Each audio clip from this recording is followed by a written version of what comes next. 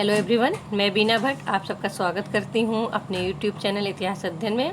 आप सभी सब्सक्राइबर एवं व्यूअर का बहुत बहुत धन्यवाद।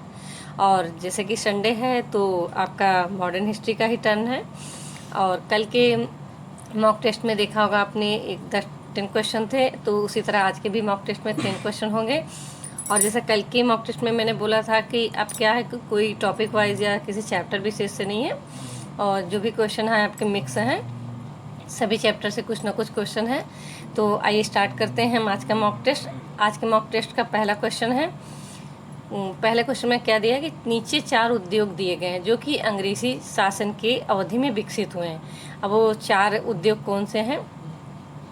जूट उद्योग, लौह एवं इस्पात उद्योग, वस्त्र उद्योग या चीनी उद्योग। तो इसके बाद क्या आप क्वेश्चन में कह रहा है, निम्नलिखित कौन सा सही कालक्रम को प्रकट करता है। अब यहाँ कालक्रम को है तो जो अंग्रेजी शासन की अवधि में ये आपके उद्योग विकसित हुए हैं तो उनका कालक्रम के अनुसार लगाना है, आपको क्रोनोलॉजी में लगाना कि पहले कौन सा हुआ उसके हिसाब से आप लगाएंगे।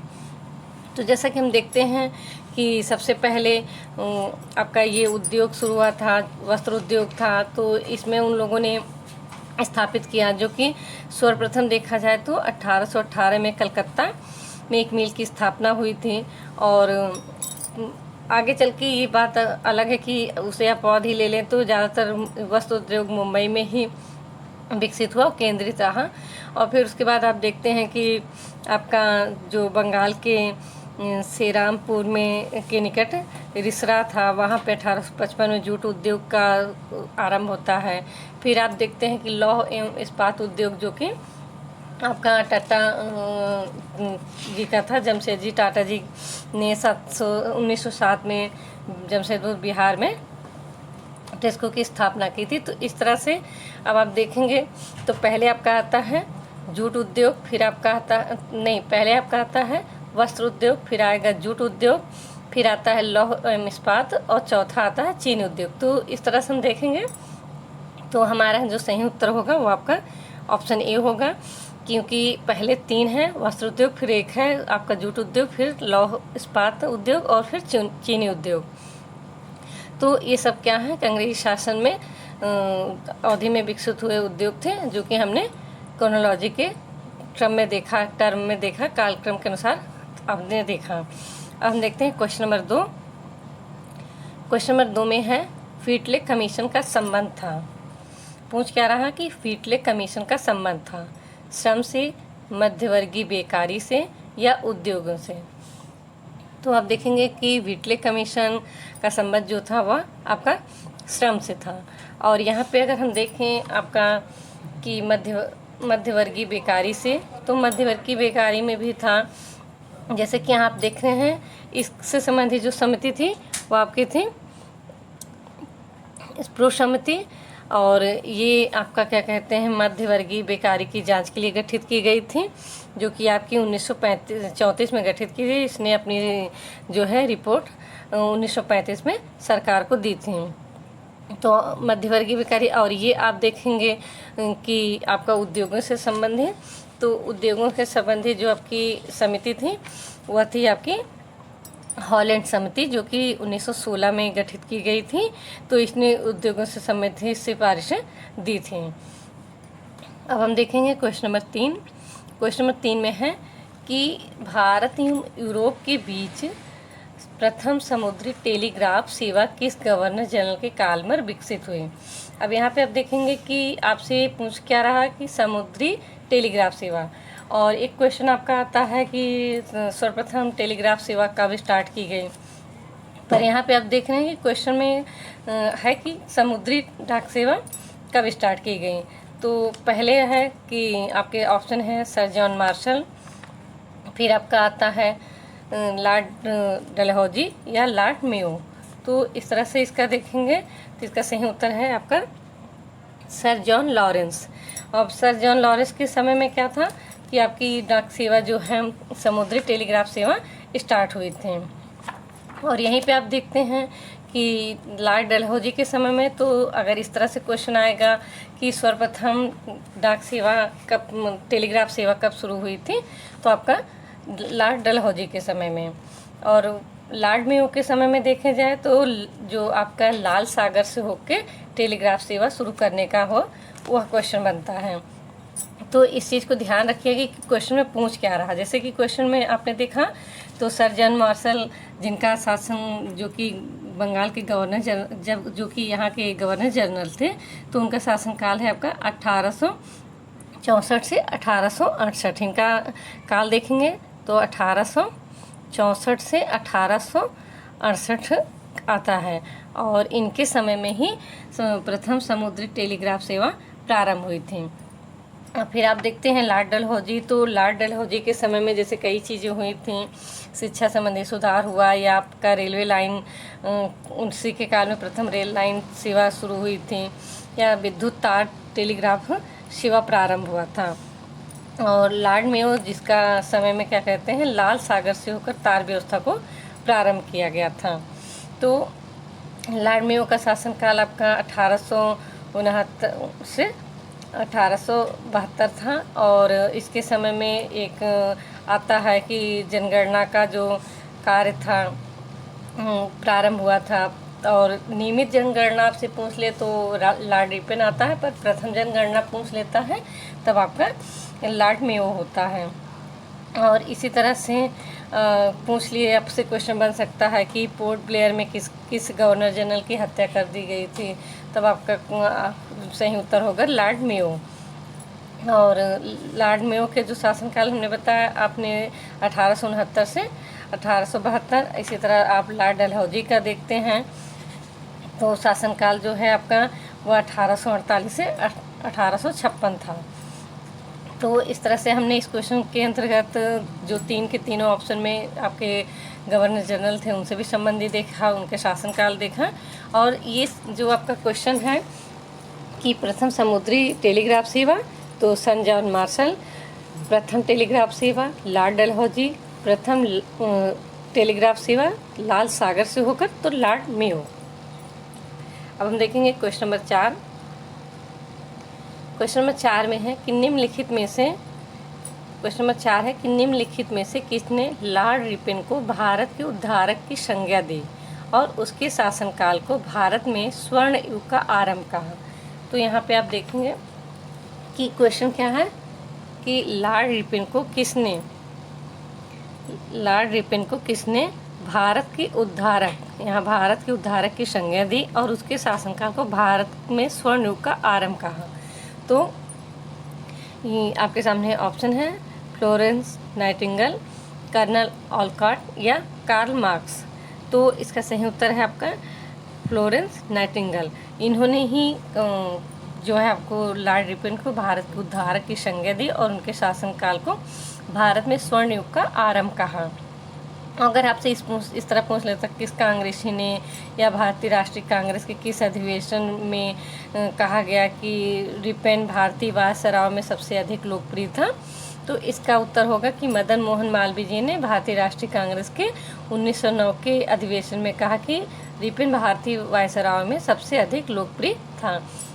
एक पुस्तक है आपका द ड्यूटी ऑफ एज, जो कि इस युग का कर्तव्य किसने लिखा है, ये आपसे पूछ लेता है। तो यह लॉर्ड रिपन की पुस्तक है। और उन्होंने एक बार कहा भी था कि मेरा मूल्यांकन मेरे कार्यों से करना, शब्दों से नहीं। और इस तरह से आप लॉर्ड रिपन के समय में देखेंगे, उसका शासनकाल देखेंगे तो 1880 से 1884 आता है। और लॉर्ड रिपन ने अपना कार्यकाल पूरा होने से पहले ही जो आप देखते हैं कि इल्बर्ट बिल विवाद था, उसकी वजह से उन्होंने क्या है कि कार्यकाल समाप्त होने से पहले ही त्यागपत्र दे दिया था। तो लॉर्ड इल्बर्ट बिल विवाद भी किस समय से है, किसके शासनकाल की घटना है, किस गवर्नर जनरल की पूछ लें तो लॉर्ड रिपन की। या आपसे पूछ लें कि किसने आपके क्या कहते हैं किसके शासनकाल में प्रथम फैक्ट्री अधिनियम पारित हुआ था, तो लॉर्ड रिपन के।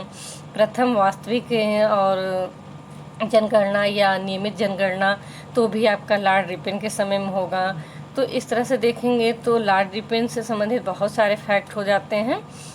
और लॉर्ड रिपन का काल स्थानीय स्वशासन के जन्म का काल, या इसको कहते हैं स्थानीय स्वशासन का जनक कहा जाता है। तो ये सारी चीज़ें जो हैं आपके लॉर्ड रिपन से संबंधित, जो कि बहुत ही इम्पोर्टेंट है एग्ज़ाम के पॉइंट ऑफ व्यू से। सारे के सारे फैक्ट तो आप बिल्कुल याद रखिएगा, वरना एक क्वेश्चन बन जाता है वर्नाकुलर प्रेस एक्ट किसने समाप्त किया था, लॉर्ड रिपन ने किया था। तो ये सारी चीज़ें आपकी इन्हीं से संबंधित है और आप बिल्कुल इसको याद रखिएगा। अब आइए देखते हैं क्वेश्चन नंबर 5। अब क्वेश्चन नंबर 5 में है, निम्नलिखित कौन सा गवर्नर जनरल एक विख्यात कवि, उपन्यासकार एवं निबंध लेखक था जो साहित्य जगत में ओवन मेरिडिथ के नाम से प्रसिद्ध था। तो आपके सामने ऑप्शन है लॉर्ड रिपन, लॉर्ड लिटन या वारेन हेस्टिंग। तो इसका सही उत्तर है आपका लॉर्ड लिटन। लॉर्ड लिटन था, जो कि आपका 1876 से 1880। तो ये लॉर्ड रिपन के पहले जो गवर्नर जनरल था वो लॉर्ड लिटन था, और लॉर्ड लिटन को ही एक जो है एक विख्यात कवि, उपन्यासकार और निबंध लेखक था, और साहित्य जगत में इसे ही ओवन मेरिडिथ कहा जाता था।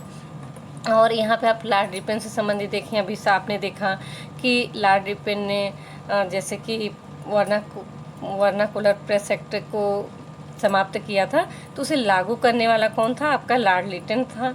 या आप वारेन हेस्टिंग से देखें तो वारेन हेस्टिंग से भी बहुत सारे फैक्ट हैं आपका, कि जैसे कि बंगाल का प्रथम गवर्नर जनरल कौन था, तो आपका वारेन हेस्टिंग था। या किसने बंगाल में द्वैध शासन को समाप्त किया? वारेन हेस्टिंग था। कलकत्ता मदरसा की स्थापना किसने की? वारेन हेस्टिंग था। किसके ऊपर महाभियोग चलाया गया था? वारेन हेस्टिंग था। लॉर्ड रिपन से कहा जैसे कि वर्नाकुलर प्रेस एक्ट था, या इसने जो ICS की परीक्षा की एज उसने घटा के 19 साल कर दी थी, ये संबंधित था। आर्म्स एक्ट था। ये सारी चीज़ें आपके लॉर्ड लिटन से संबंधित थी। अब हम देखते हैं क्वेश्चन नंबर 6। क्वेश्चन नंबर 6 में है कि किस क्रांतिकारी का कथन था कि यदि सरकार मेरे पास आकर कहे कि स्वराज ले लो, तो मैं उपहार के लिए धन्यवाद देते हुए कहूँगा कि मैं उस वस्तु को स्वीकार नहीं कर सकता जिसको प्राप्त करने का सामर्थ्य मुझ में नहीं हो। अब यहाँ पे आप देख रहे हैं कि क्वेश्चन क्या है कि किस क्रांतिकारी का कथन था कि यदि सरकार मेरे पास आकर कहे कि स्वराज ले लो, तो मैं उपहार के लिए धन्यवाद देते हुए कहूँगा कि मैं उस वस्तु को प्राप्त करने का सामर्थ्य, मैं उस चीज़ को, वस्तु को स्वीकार नहीं कर सकता जिसको प्राप्त करने का सामर्थ्य मुझ में नहीं हो। तो यहाँ पे आपके सामने ऑप्शन है जैसे कि विपिन चंद्र पाल, लाला लाजपत राय या आपका बाल गंगाधर तिलक। तो इसका जो सही उत्तर है आपका वह है आपका लाला लाजपत राय। यह कथन जो था वह लाला लाजपत राय का था। उनका ही कहना था कि अगर सरकार मेरे पास, जो कि उस समय ब्रिटिश शासन था, कि आकर मेरे पास कहे कि आप स्वराज ले लो, तो मैं धन्यवाद देते हुए कहूँगा कि जिस वस्तु को प्राप्त करने का सामर्थ्य मुझ में नहीं है, मैं उस वस्तु को स्वीकार नहीं कर सकता। तो इसी तरह से हम देखें तो एक कथन और भी आपका आ जाता है लाला लाजपत राय ने, जब उन्होंने बहिष्कार के संदर्भ में कहा था, सत्याग्रह के महत्व पर बल देते हुए बहिष्कार कहा कि जब आपका स्वदेशी आंदोलन या राष्ट्रीय शिक्षा यूँ सत्याग्रह पे चल रहा था, तो उन्होंने कहा था कि हम लोगों ने राजनिवास से मुख मोड़कर निर्धनों की झोपड़ियों को ओर कर लिया है। यही है बहिष्कार आंदोलन की मनोवृत्ति, नीति और आत्मिक महत्व। तो इस तरह से आपसे क्वेश्चन बन सकता है कि सत्याग्रह, राष्ट्रीय शिक्षा, स्वदेशी माल के जो बहिष्कार से संबंधित पर बल देते हुए किसने इस संदर्भ में कहा था कि हम लोगों ने राजनिवास से मुख मोड़कर निर्धनों की झोपड़ियों को कर लिया, और यही बहिष्कार आंदोलन की मनोवृत्ति, नीति और आत्मिक महत्व है। तो ये भी, तो आइए देखते हैं क्वेश्चन नंबर 6। क्वेश्चन नंबर 6 में है कि किस क्रांतिकारी का कथन था कि यदि सरकार मेरे पास आकर कहे कि स्वराज ले लो, तो मैं उसे उपहार के लिए धन्यवाद देते हुए कहूँगा मैं उस वस्तु को स्वीकार नहीं कर सकता जिसको प्राप्त करने का सामर्थ्य मुझ में नहीं हो। तो यह किस क्रांतिकारी का कथन था? अब आपके सामने ऑप्शन है विपिन चंद्र पाल, लाला लाजपत राय या बाल गंगाधर तिलक। तो इसका सही उत्तर है आपका विपिन चंद्र पाल। और जैसे कि बाल गंगाधर तिलक या लाला लाजपत राय, इन सभी से ही कथन हैं जो कि एग्ज़ाम के पॉइंट ऑफ व्यू से बहुत ही इम्पोर्टेंट हो जाते हैं। तो आज हम इससे संबंधित जो भी क्वेश्चन बन सकते हैं देखेंगे। अब आइए देखते हैं क्वेश्चन नंबर 7। क्वेश्चन नंबर 7 में है कि हमारा उद्देश्य आत्मनिर्भरता है, भिक्षावृत्ति नहीं। तो निम्नलिखित कथन किसका है? आपके सामने ऑप्शन है बिपिन चंद्र पाल, लाला लाजपत राय या बाल गंगाधर तिलक। जैसा कि अभी हमने कहा कि इन सबसे संबंधित काफ़ी कुछ कथन हैं, फैक्ट हैं जो कि आपके एग्ज़ाम के दृष्टि से बहुत ही महत्वपूर्ण होते हैं। तो ये कथन आपका है कि हमारा उद्देश्य आत्मनिर्भरता है, भिक्षावृत्ति नहीं। यह कथन आपका बाल गंगाधर तिलक का है। तो सी ऑप्शन सही है, बाल गंगाधर तिलक। अब हम देखते हैं क्वेश्चन नंबर 8। क्वेश्चन नंबर 8 में है कि यह कथन किसका है कि अंग्रेज भिखारी से घृणा करते हैं और मैं सोचता हूँ कि भिखारी घृणा के पात्र हैं, अतः हमारा कर्तव्य कि हम यह सिद्ध कर दें कि हम भिखारी नहीं हैं। यह कथन किसका है? आपके सामने ऑप्शन वही हैं, बिपिन चंद्र पाल, लाला लाजपत राय या बाल गंगाधर तिलक। तो यह कथन जो है आपका वह है लाला लाजपत राय से। अब जैसे आपने देखा कि भिक्षावृत्ति, इससे संबंधित बहुत बार क्वेश्चन आया है और बाल गंगाधर तिलक से है, इसी तरह लाला लाजपत राय से भी है। और जिनकी आप जानते हैं कि साइमन कमीशन का विरोध करते समय लाठीचार्ज पे इन पे बहुत ज़्यादा चोट लगी थी और इसी से इनकी मृत्यु हुई थी। और इन्हीं का बदला लेने के लिए आपके भगत सिंह थे या उनके साथ राजगुरु जो थे, इन लोगों ने सैंडर्स की हत्या की थी। तो यहाँ पे ये सभी के सभी आपके जो थे गरम दल के नेता थे और इनसे संबंधित जो भी कथन है, जो भी तथ्य हैं, वो आपके एग्ज़ाम के लिए बहुत ही महत्वपूर्ण होते हैं। तो अब हम देखते हैं क्वेश्चन नंबर 9। क्वेश्चन नंबर 9 में है कि क्वेश्चन नंबर आपके 8 में जैसे कि एक कथन लाला लाजपत राय जी से और भी इम्पोर्टेंट हो जाता है कि एक क्वेश्चन था जब वो आपका बहिष्कार आंदोलन चल रहा था या सत्याग्रह, राष्ट्रीय शिक्षा पे महत्व दिया जा रहा था, तो उसमें था कि किसने ये कहा था कि हम लोगों ने राजनिवास से मुख मोड़कर निर्धन की झोपड़ियों की ओर कर लिया है और यही बहिष्कार आंदोलन की मनोवृत्ति, नीतियों, आत्मिक महत्व है। तो यह भी आपका यही लाला लाजपत राय जी से संबंधित है यह कथन भी। और ये जो आपका है कि अंग्रेज भिखारी से घृणा करते हैं, मैं सोचता हूँ कि भिखारी घृणा के पात्र हैं, तो हमारा कर्तव्य है कि हम यह सिद्ध कर दें कि हम भिखारी नहीं हैं। यह भी लाला लाजपत राय का है। और तिलक जी से संबंधित जैसे कि एक कथन था कि अच्छी विदेशी सरकार की अपेक्षा हमारी ही स्वदेशी सरकार ही श्रेष्ठ है। तो इस तरह से, और एक तो बहुत ही इम्पोर्टेंट है जो कि स्वराज मेरा जन्मसिद्ध अधिकार है, उन्होंने कहा था। तो ये सारी चीज़ें हैं और जो कि आपके एग्ज़ाम की। तो आइए देखें क्वेश्चन नंबर 9। क्वेश्चन नंबर 9 में है कि 1905 ईस्वी में किसने अपने भाषण में सत्याग्रह को अपनाने का सुझाव दिया, और जो कि कांग्रेस के मंच से ऐसा पहली बार सुझाव दिया गया था। अब आपके सामने ऑप्शन है गोपाल कृष्ण गोखले, लाला लाजपत राय, बाल गंगाधर तिलक। तो इसका सही उत्तर है आपका लाला लाजपत राय। यह आपका 1905 के अधिवेशन में लाला लाजपत राय ने ही सत्याग्रह अपनाने का सुझाव दिया था और इसके पहले कांग्रेस के मंच से सत्याग्रह की कोई भी बात नहीं की गई थी, इस तरह का कोई भी सुझाव नहीं दिया। तो ये इसलिए एक इम्पॉर्टेंट भी हो जाता है और इस तरह का क्वेश्चन एग्ज़ाम में बना भी है कि कांग्रेस के मंच से सर्वप्रथम किसने सत्याग्रह को अपनाने का सुझाव दिया था, तो लाला लाजपत राय ने। और गोपाल कृष्ण गोखले हैं, तो इनसे भी संबंधित है। 1905 में बनारस का जो अधिवेशन था उसकी अध्यक्षता इन्होंने की थी। और जो आपका 1906 में था जिसमें कि दादा भाई नौरोजी ने क्या कहते हैं स्वराज का लक्ष्य पारित किया था। तो इस तरह से जो अधिवेशन होते थे उसमें जो सुझाव रखे जाते हैं, जो प्रस्ताव, तो वो आपके एग्ज़ाम के लिए काफ़ी इम्पोर्टेंट हो जाते हैं। और बाल गंगाधर तिलक जो कि एक ऐसे गरम दल के नेता या ऐसे नेता थे जो कि कभी किसी भी आपके जो कांग्रेस अधिवेशन होता था उसकी अध्यक्षता नहीं की थी। अब हम देखते हैं क्वेश्चन नंबर 10। क्वेश्चन 10 में है यह कथन किसका है, सारी हिंदू प्रणाली पश्चिमी सभ्यता से बढ़कर है। आपके सामने ऑप्शन है एनी बेसेंट, लॉर्ड बेकन या सर हेनरी कॉटन। तो इसका जो सही उत्तर है आपका वह है एनी बेसेंट, जो कि आयरलैंड की एक महिला थी और यहाँ पे उन्होंने कांग्रेस ये जो आपका चल रहा था अधिवेशन, या उसमें 1917 का जो अधिवेशन था उसकी अध्यक्षता भी की थी। और देखा जाए तो महिलाओं में सबसे पहली महिला थी कांग्रेस अधिवेशन की अध्यक्षता करने वाली। और इन्होंने होम रूल आंदोलन चलाया था, कॉमनवेल्थ या आपके न्यू इंडिया जैसे पत्र इन्होंने संचालित किए थे, इनके द्वारा किया गया था जारी।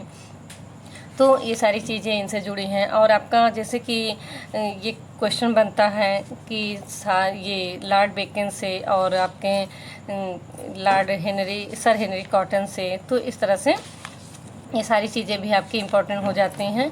और एनी बेसेंट से तो कई बार एग्ज़ाम में पूछा भी गया है क्वेश्चन, तो ये सारी चीज़ें आप याद रखिए जो कि आपके एग्ज़ाम के दृष्टि से बहुत ही महत्वपूर्ण है। तो हेनरी कॉटन ने जैसे कहा था, उनका कथन पूछा गया था कि उग्रवादी भारत में सब प्रकार से मुक्त और स्वतंत्र राष्ट्रीय शासन प्रणाली की स्थापना चाहते थे। तो इस तरह से कथन दे देगा कि उग्रवादी भारत में सब प्रकार से मुक्त और स्वतंत्र राष्ट्रीय शासन प्रणाली की स्थापना चाहते हैं, या कथन किसका है? तो सर हेनरी कॉटन का है। या अधिक दरिद्रता एवं अधिक असंतोष क्रांति को जन्म देता है, यह कथन किसका है? तो लॉर्ड बेकन का है। और जैसा कि हमने देखा एनी बेसेंट से, तो इसी तरह से एक आपका अरविंद घोष जी से आता है कि स्वतंत्रता हमारे जीवन का उद्देश्य और हिंदू धर्म ही हमारे उद्देश्यों की पूर्ति करेगा, और राष्ट्रीयता एक धर्म है या ईश्वर की देन है। तो ये आपका आ जाता है जैसे अरविंद घोष से। तो इस तरह से ये सारी चीज़ें आप लोग याद रखिए कि जो आपके नेट जेआरएफ एग्ज़ाम है इन सब में इस तरह से क्वेश्चन बनते हैं।